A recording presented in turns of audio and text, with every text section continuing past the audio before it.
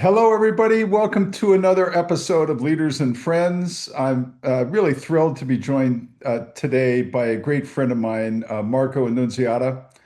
Back in probably 2010 or 11, when we really wanted to push out globally, I found the need in GE to get a little bit more insight into the regions we were going to around the world. At that moment, we had no economists at all. We would buy studies from McKinsey and things like that. And we went outside and hired Marco, who was I would say, a classically trained economist, a PhD from Princeton.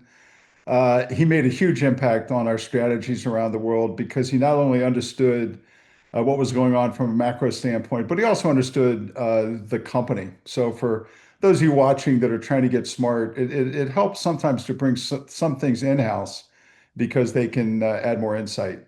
Today, Marco has his own consulting company. He writes on Substack, very highly read and respected global economist. So, Marco, it's great to have you this morning.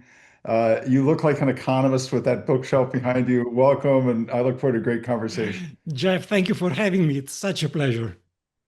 So Marco, I'm working out this morning. I'm watching CNBC, and people are talking about tariffs and deficits and inflation and the Fed not cutting rates and things like that. And so I thought I'd maybe start broadly of uh, as an economist who's done this your whole life, like, is this what you expected?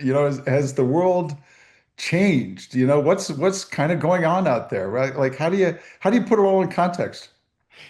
It's a great question. So I think the world has changed a lot, of course.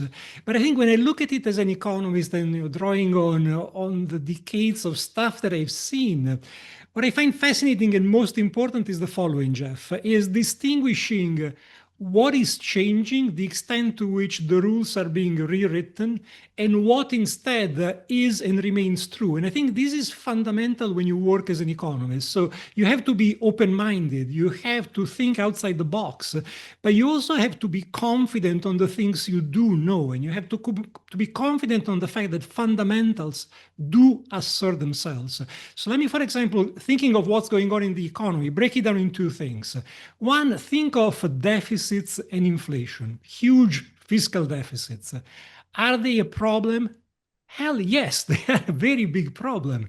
And it's the day of reckoning there is already starting. For the past 10, 15 years, when interest rates were close to zero, central banks were printing a lot of money, we had some very smart economists telling us, oh, this is going to last forever. This is like secular stagnation. Borrowing is going to be free forever. Government should pile it up.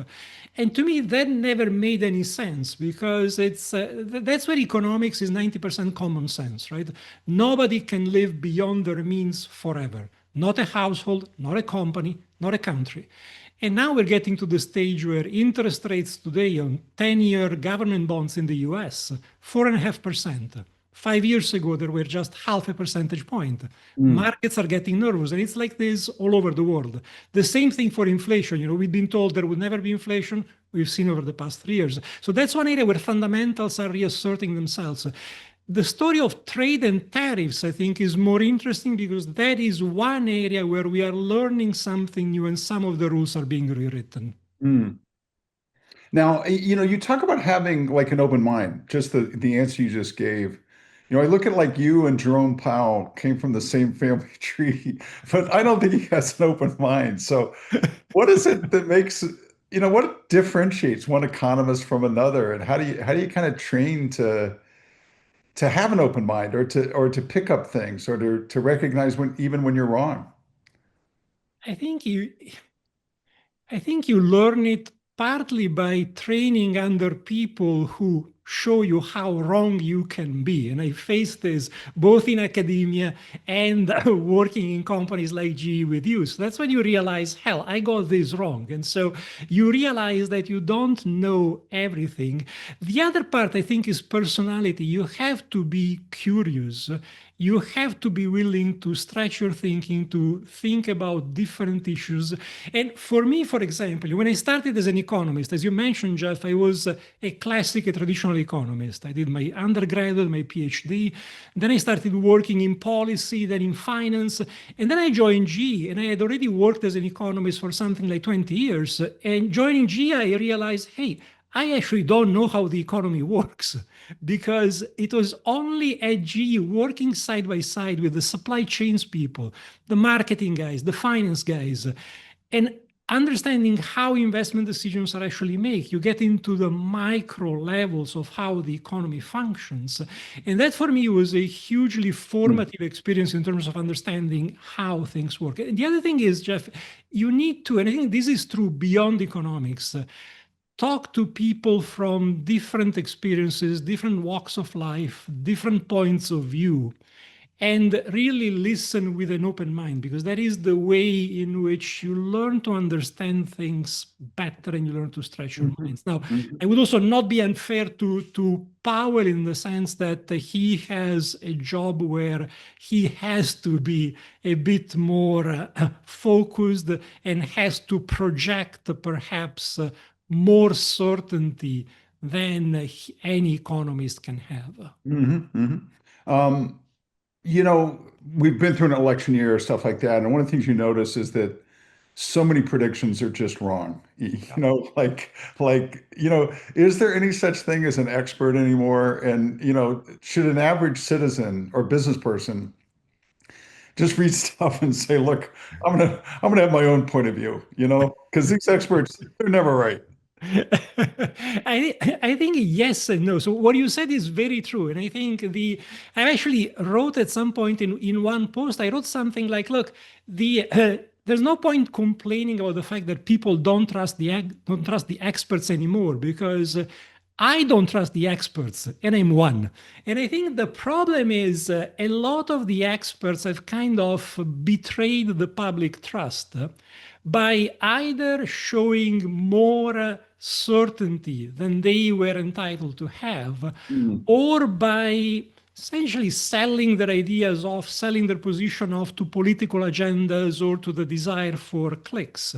And I mm, think it's dangerous because while I do think that everybody should do their own research, everybody should try to understand things independently, it's very dangerous because the world is now so complicated that not even you or I can pretend to understand everything in the details. To some extent, we do need some expert guidance. mhm, So as you look at the current developments, for example, you said a lot of predictions have been dramatically wrong.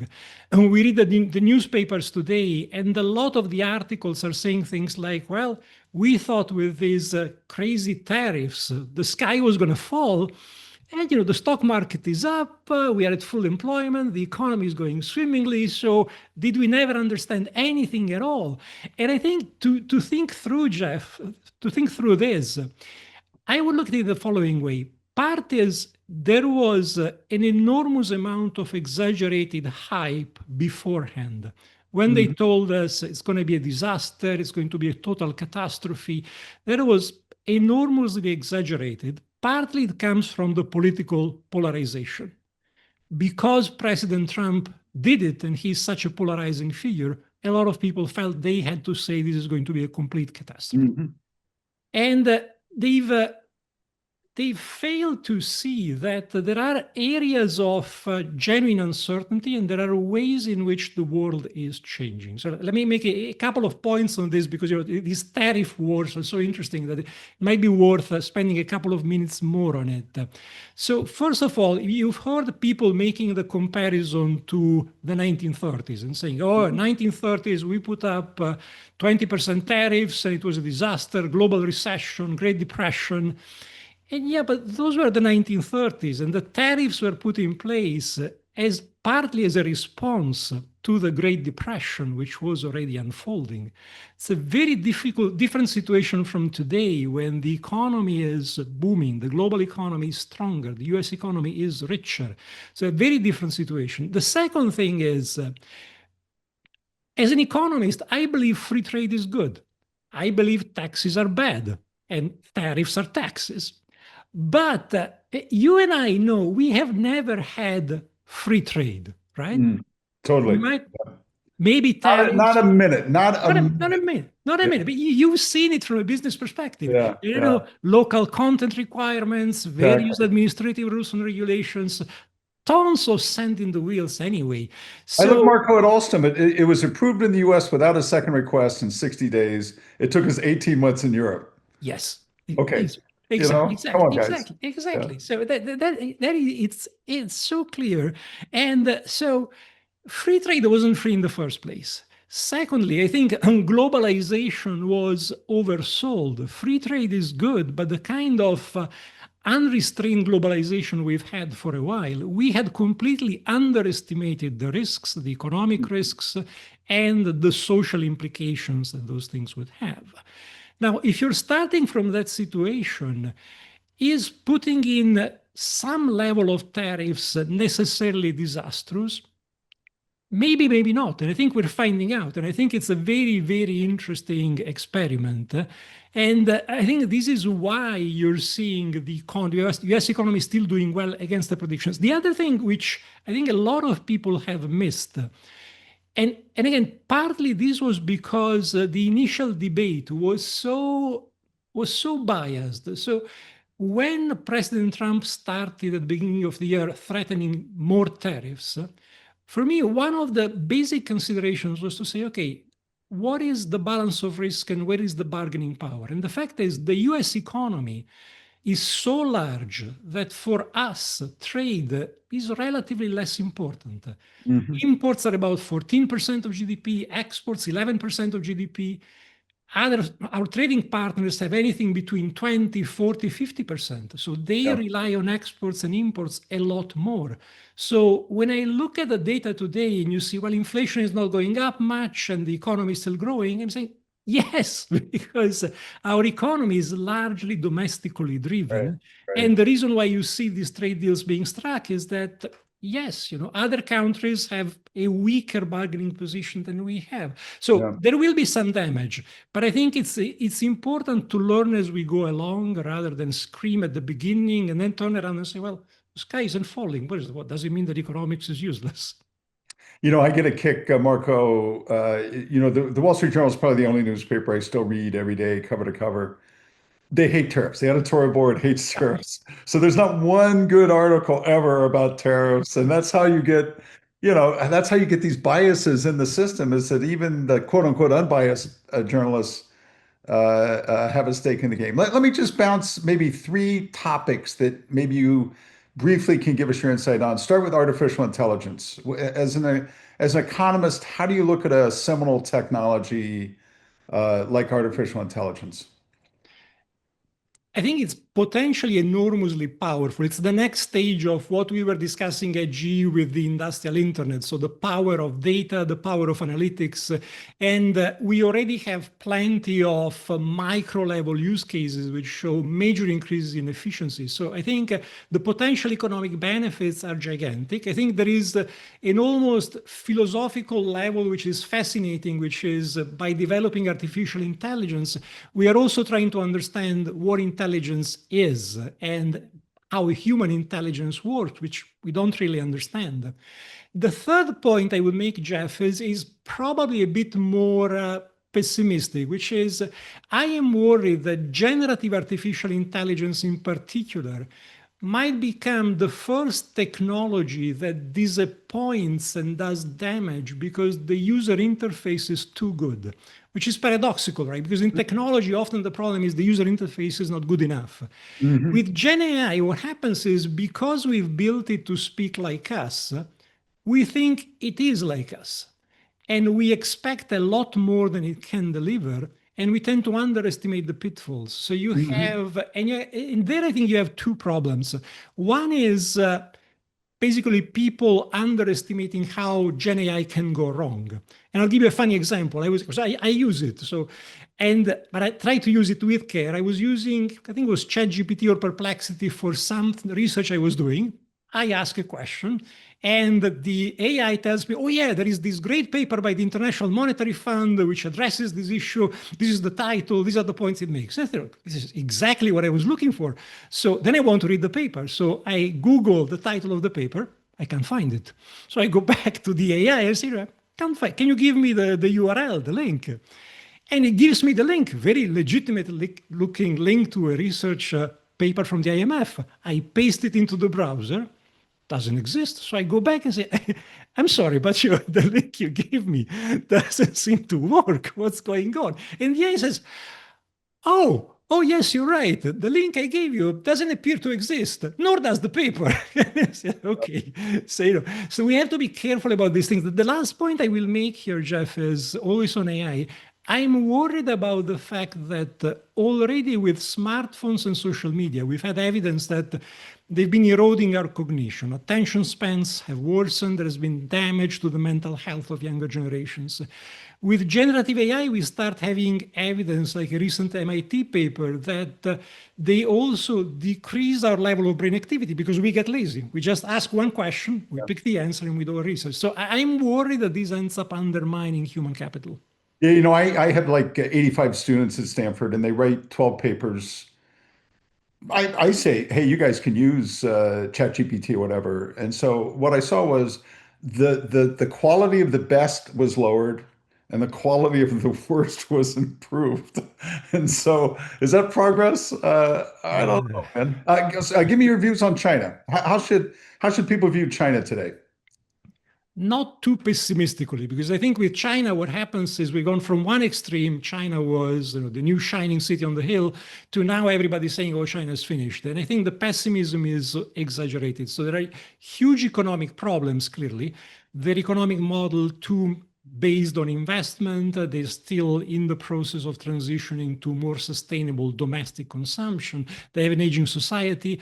So, and more importantly, they will need to figure out, is an authoritarian communist system compatible with a market economy that can keep growing? And that is a huge open question. And I think the answer is probably not. So something that we'll have to give. But before we get too pessimistic, let's remember that China is investing systematically in technology and human capital. They're pushing their young people into science, math, engineering, and the progress they're making in science and technology is hugely impressive. Plus, they have a policy-making apparatus which is also very, very efficient. Hmm. So I think China will remain a power to be reckoned with, and I think we need to continue factoring in both in our economic view and in business decisions. Yeah, makes total sense. Is there any hope for Europe? No. Yeah. No, because I mean, I've always been pessimistic on Europe, and I'm probably biased, but I'll give you one statistic which I think is fairly impressive, which is when I came to the US in the early 90s, per capita income on a real basis, so the purchasing power, the average living standard in European countries was exactly the same as in the US. Today, in Germany, it is 20% lower than in the US. In France, 25%. In Italy, 30%. And the Mhm. reason is Europe is too fixated on regulations, including labor market regulations. There isn't Mhm. enough flexibility in the economy. There isn't enough risk taking. There isn't enough willingness to do any of the reforms that are needed to change this. Mhm. It's too fragmented, so this European Union construct doesn't really work well. And finally, what I think is equally worrying is we talk about the immigration issue in the US, but Europe has a huge immigration problem without having the mechanisms to create integration from either a social, cultural, or economic standpoint. And that's Okay. another huge stress point. So I'm Right. pessimistic. Lastly, the on the economic stuff, this is the biggest problem I think in the U.S. that nobody's talking about, and I'd be interested in your view, and that's housing. What's your sense for like how does that ever get resolved? I think it gets resolved. It's another area where it gets resolved mostly. So, first of all, at the local level, pushing to eliminate a lot of the restrictions, Yeah. zoning laws, and restrictions on buildings that there are, because you need to allow the supply to realign more smoothly with demand. And Yeah. on the other side, at the federal level, by giving up a bit on what we've done for the last 20, 30 years, which is to try to subsidize housing through Freddie and Fannie in a way that is frankly irresponsible and then feeds into macro problems. So I think this is how you do it, is try to essentially get government administrations out of the game at both ends of the spectrum. Yeah, supply and demand. Yeah, Yep. yeah, yeah. Marco, you touched on it earlier, but just as a leadership thing, when I bring you in to talk to students, it's because you know how to cut through the noise and you know how to exhibit a point of view, right? So if you sit there and say a big part of leadership is cutting through the noise and exhibiting a point of view, how have you trained yourself to do that? So cutting through the noise is perhaps the toughest part today because we live in a world where the noise is increasing exponentially all the time and you don't know what to trust. And I think for me, it boils down to two things, Jeff. First is trust common sense, do your research, and trust a few people you follow or talk to who can help you form your idea. But think through things logically and simply, starting from the basics, starting from common sense. And anything that sounds too complicated is probably noise and garbage, frankly. And and I think the common sense, you said it a couple times, and it is just like the dumbest people I've ever met were smart people. yeah, It's this like is so people that true. could This is so true. overcomplicate things consistently. And so common sense is just such an important aspect. This is so true, but this comes from your second part, which is you then have to reach the confidence of drawing a conclusion, and you have to force yourself to explain it clearly, right? Because the thing is, if you can't explain something clearly to a non-expert, it means you don't understand it yourself.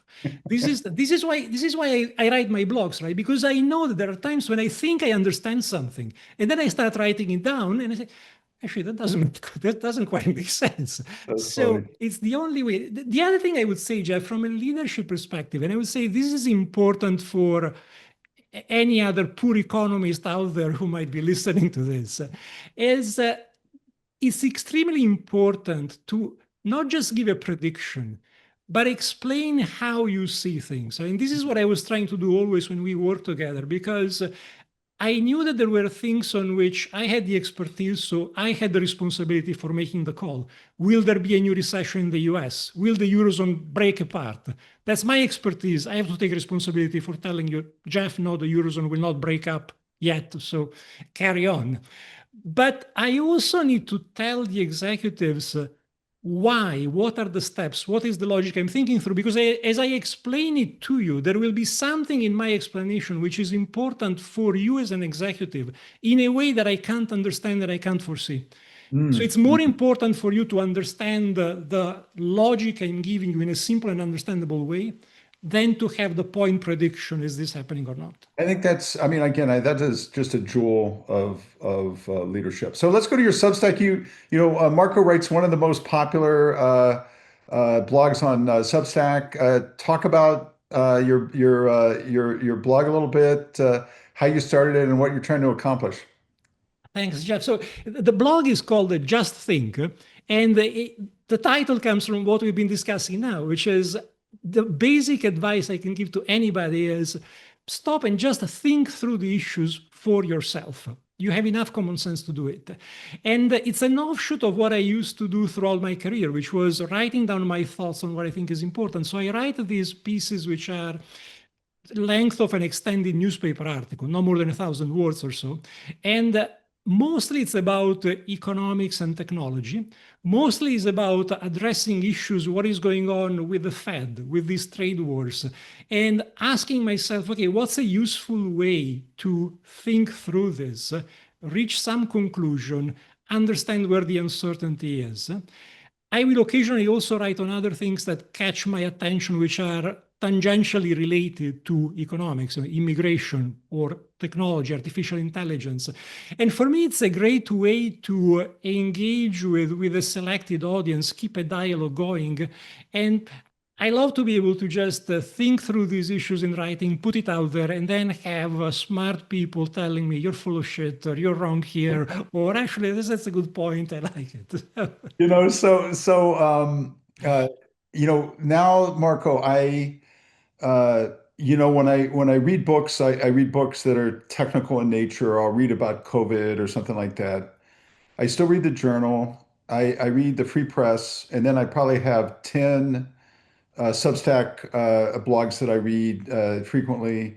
I haven't read the Financial Times, The Economist, Business Week in 5 years, right? So am I getting dumber or smarter? Do you work like I curate my own news, as probably everybody does, and I worry sometimes, are we moving forwards or backwards?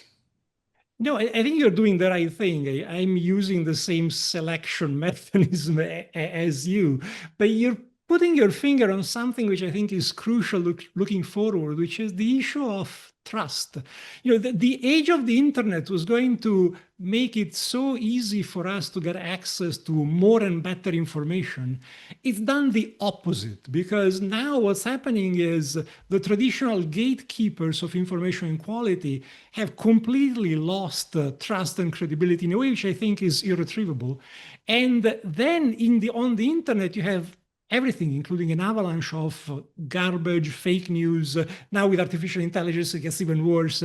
So the challenge of how do you find who to trust? How do you curate your own reading list, while at the same time making sure you're not shutting yourself into too tight a box and missing something, is probably the worst, the most difficult thing to do. And I'm seeing it at different levels, and I frankly don't know what the solution is. Substack is interesting because Substack was created to move away from the social media algorithms, right? Mm. On Substack, the way my audience grows is if you read my next blog and you like it, you might send it to somebody else and say, hey, this is interesting, take a look. There is no algorithm which will make it go viral, which means I have no interest in writing inflammatory things. So it's more based on trust and word of mouth. But it also means that it's very, very inefficient, because how do I find that? There's probably somebody who's brilliant on Substack, but I don't know anybody who knows them, so I can get to them. Mhm. So it's very, very inefficient. I see the same thing, by the way, that since I've always enjoyed writing, I've started writing fiction. So I have a couple of draft novels, one is based on artificial intelligence, so it's a lot of fun. But then you see the problem of trust also in another area, which is, what do we do with these things? I can send them to agents. They will take 3 seconds to read my one paragraph pitch because they are flooded with these pitches. And then they say, Exactly. no, this is not going to sell, they throw it away. Or I can self-publish it and it's going to be lost in an ocean of stuff. Yeah, So I don't yeah, know. I don't know how we solve this problem. yeah, yeah. Uh, Maybe two more, Marco. What should the world learn from President Trump? Like why has he been elected? Why has he been effective? What can people learn from that? Maybe around the world. No, absolutely. And I think the one is connected to one lesson is connected to what we were discussing earlier, which is the self-assurance and arrogance of experts has backfired for very good reasons. And the Trump is a manifestation of this. Right? When we say it's backfired for good reasons, I I'll give you just one very simple consideration. We're in an era where we have unprecedented amounts of information and we have the best technical analytical tools at our disposal ever. The quality of political leadership is deteriorating. The quality of economic policymaking is deteriorated. Public health is deteriorating. The way we've handled the COVID pandemic was the same as we would have done 1,000 years ago. So there is somewhere in this setup of expertise and expert institutions which is not working. And Trump is a reaction to this, and this is an important lesson for everybody in the US and outside. The second thing that I believe we need to learn is that this is probably the hardest lesson, but it will be the most important. It is hugely important to listen to other people with an open mind, because Trump has come to power on the back of a reaction to some of the previous policies, which were completely misguided. And in the discussion that we have today, I see very little acknowledgement about this. Right? You have the debate on immigration. open borders was clearly misguided policy. We are hearing now that the current US administration is attacking science, but science had sold itself down the river by censoring dissenting opinions on things like climate change and COVID, and by having, even in other science, economists, you had 16 Nobel Prize economists last year writing an open letter against Trump as a candidate, saying his policies would be disastrous. Fine, but these are Nobel Prize economists who never piped up when we were running fiscal and monetary policies so reckless that my grandmother, who only spoke dialect, would have told you it was going to end in tears. So the lesson is we need to be able to understand the basics, to be more open-minded, and to really look at the issues. The third lesson I would say, Jeff, is that it's important to have sometimes some creative disruption in the global economic context and in the global policy context. And I think this is what we're seeing with trade, right? We touched on it before, but there is a lot of soul searching, a lot of screaming. But look at the situation we were in. So we had the US with a gigantic current account deficit. Now, Trump was saying it's because other countries are cheating, which wasn't true. But what is true is that you had, for example, Europe having made a policy choice of suppressing consumption through VAT, sales taxes of 22% across the board. You're compressing consumption. In the US, you have the opposite problem where everything is on credit and you had huge government deficits, so we were subsidizing consumption, and therefore unsustainable US consumption was carrying production in the rest of the world. That is unsustainable. That in some way needed to be corrected. So I think the understanding, probably the best lesson to take from what we see with Trump is that it's important to understand that things which are unsustainable at some point will break and will need to be corrected, and we need to look at them with an open mind rather than dogma. Mm-hmm. And finally, Jeff, again on the issue that we should learn to be a bit more rational and a bit more honest in the debate, because otherwise we will keep going from one extreme to the next. One of the things that worries me for the US is now we're going to the opposite extreme on immigration, cutting ourselves off from global talent. Now, on the plus side, if we cut off from immigration, it might save people like you from people like me. So there might be an advantage. But I think we also need to learn, how do we get away from this pendulum which is swinging more and more to the extremes? It's Marco, what you said that I agree with is that, President Trump is an output function, not an input function. In other words, I'm part of the intelligentsia. Our norms weren't working, our norms had stopped working. So it's not so much that he's a catalyst of all this disruption. He's the outgrowth of things that haven't worked. And I just think people can't relate to that. Lastly, Marco, just one thing that's on your mind that's not maybe out there in the open that you think about as you're sitting there today. Let us lean into the future. Hey, leaning into the future, I think that there are two things which are hugely important, Jeff. One is the issue of demographics and immigration. And I think it's another issue. It's recognized. We know it's out there, but nobody is discussing it in a rational way. How is this going to be handled? And how do you bring together the economic aspects and the cultural aspects of immigration across the world in a rational way? That's number one. The second part is how do we manage innovation and artificial intelligence really to our advantage? And here, I really think what is under-discussed and underestimated is the risk that we end up investing less and less in human capital because we're getting so excited about the technology, especially about artificial intelligence. And without smart human capital, we will not be able to get this artificial intelligence to work for us. So my big concern is the Congressional Budget Office has made estimates saying, hey, if artificial intelligence works, look, our debt ratio is going to come down magically. I'm thinking, yeah, but instead of putting your faith in something as magical as that, please realize that we face the biggest risk is the opposite, is we undermine human capital, and we're going to be in a productivity winter for the next 50 years. Yeah. Hey, Marco, this has been amazing. I could listen to you all day long. I don't know if it's your intelligence or that Italian I accent. think it's the It's accent. it's it's amazing. So, Marco Annunziata, thanks very much. Everybody go on Substack. Just Think is Marco's blog. It's an awesome read. And thanks, everybody, and we'll see you next time. Thanks, Jeff.